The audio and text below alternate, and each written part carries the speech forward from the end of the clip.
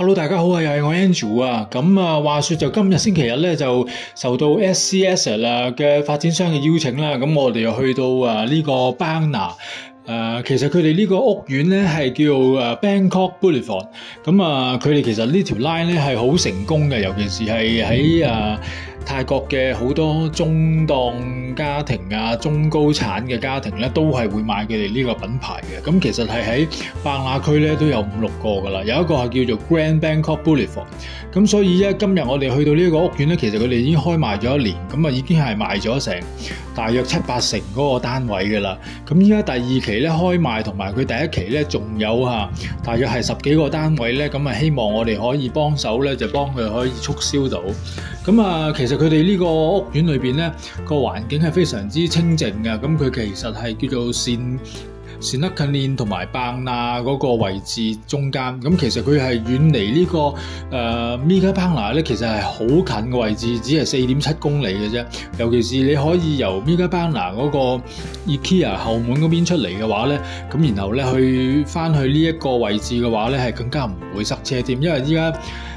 多咗住宅啦，咁同埋多咗屋苑咧，咁其實每個週末咧Mega Bangna個正門咧都係非常之多人同埋多車，咁所以咧其實佢呢度咧就有5個唔同面積，咁最細嘅單位咧係219平方米，跟住再大啲咧係232，再大啲咧係260幾。咁啊，跟住再上去嘅話咧就360幾，同埋最大嘅係440幾個平方米嘅。咁所以咧就依家咧差唔多每一隻嘅尺碼嘅單位咧都仲有3至4個喺度，可以係 ready to move in。有啲咧就係要今年嘅11月第3季嘅時候先至可以 ready。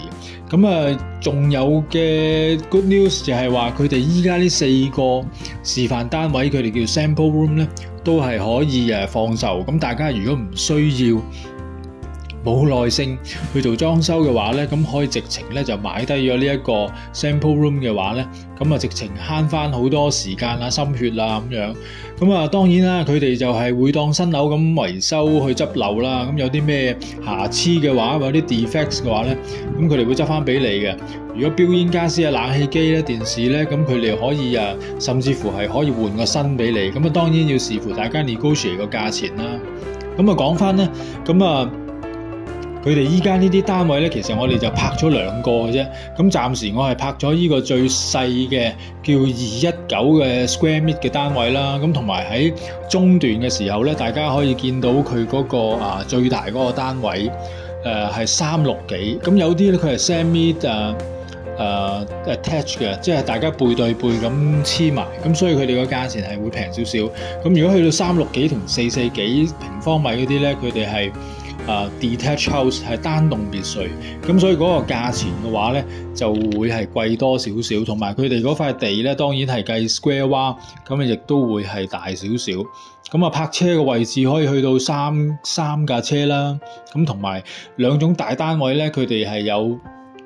工人房，咁工人房都係外置噶啦，咁啊喺嗰個後花園嗰個有個暗門咁入去咁樣啦，咁啊個工人直接就入去個廚房啊，咁有個密閉式嘅廚房啦，咁同埋如果你中意嘅話，可以做翻一個 open kitchen 一個 island 咁樣，咁所以大家睇到佢嘅用料咧，其實就同 Land and House 啊，同埋 AP 啊嗰個 level 都大家都係一致噶啦，因為大家嗰個價錢嗰個 level 咧都係同喺嗰個 grading 個 ranking 嗰度，咁啊，尤其是佢哋呢隻大單位咧係360幾呢隻咧，咁啊真係最實用啦。咁尤其是佢哋去到呢個級數咧，佢哋嘅 ceiling 咧差唔多去到5米咁高，咁啊真係高到有啲真係有啲誇張。如果你唔做假天花嘅裝修嘅話咧，咁你會覺得嗰個空間咧就真係太過高。咁所以一定要做翻啲假天花啊、暗燈槽啊、呢啲 dim light 嘅話咧，好似呢個飯廳客廳位咁樣咧，咁先至有翻嗰種貴氣喺度。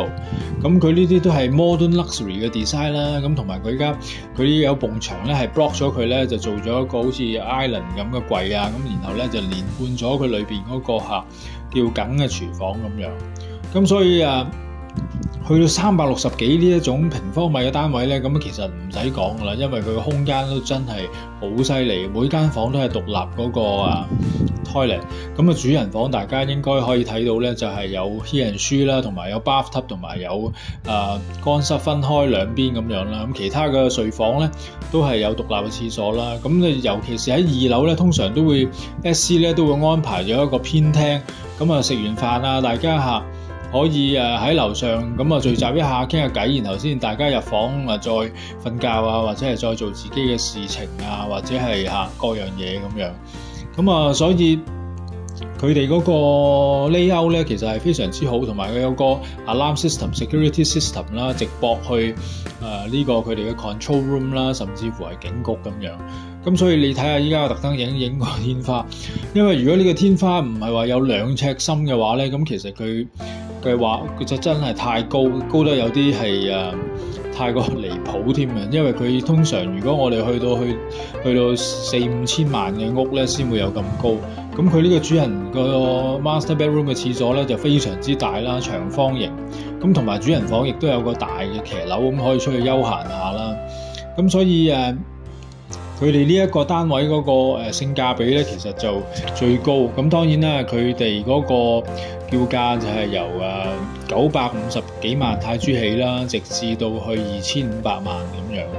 咁441嗰隻咧，咁通常好似得5個單位，咁依家都暫時係好似已經賣晒㗎啦。咁所以要等到係 Phase 2嘅時候咧，先會有441。咁但係364嘅話咧，好似仲有2個可以 available 係吉屋嚟咁樣。咁當然就係話頭先所講啦，佢去呢個 sample room 佢哋叫做示範單位都可以出售嘅。咁如果大家有興趣嘅話咧，睇到呢條片有需要去到現場嗰度睇示範單位嘅話咧，可以聯絡我哋。咁其實呢個屋苑裏邊咧，其實好多設施咧都好齊全，尤其是個 clubhouse 咧就設計得好獨特、好特別啦。咁有歐陸式啦，咁附近有好多綠化地方，同埋有好多樹木好綠化。咁尤其是佢中間有個非常之大嘅公園啦，咁大家喺片尾嗰度咧就會見到噶啦。咁嗰個位置咧係非常適合小動物啦，甚至乎小朋友喺嗰度玩啊咁樣。咁其實咧就已經係差唔多物有所值，但係又不至於物超所值。咁所以咧佢就將來嗰個 gallery 咧會變做一個 co-working space 啦。咁你可以見朋友啊，或者係可以喺嗰度上網啊、睇書啊咁樣。咁其實個 gym room 咧都係喺2樓，咁非常之大嘅。咁設備非常之齊全。咁佢分得啲區域咧就非常之幾好啦，又好 organize， 即係唔會話黐埋一齊。咁細路仔喺 playground 同埋個大人個 yoga room 喺埋一齊就唔會咁樣。咁所以咧就另外有個好消息就係話，依家近期咧好多發展商咧，尤其是Sansiri 或者係 SC 咁樣，佢哋都會為外國人咧做 leasehold，咁由佢哋發展商指定嘅律師樓咧去做 leasehold，咁唔需要自己再去揾律師咧開私人公司去做 freehold，咁大家覺得可能個風險咧會降低咗嘅話咧，咁變咗佢大家個購買嘅意欲就會提高。咁所以咧就除咗 freehold 之外咧，可以直接同發展商咧就做 leasehold 30年再加30年咁樣，而再到時再 extend 嘅話咧，咁可以大家再去 negotiate。咁希望大家中意呢條片，如果有需要嘅話可以 PM 我哋聯絡。多謝晒，拜拜。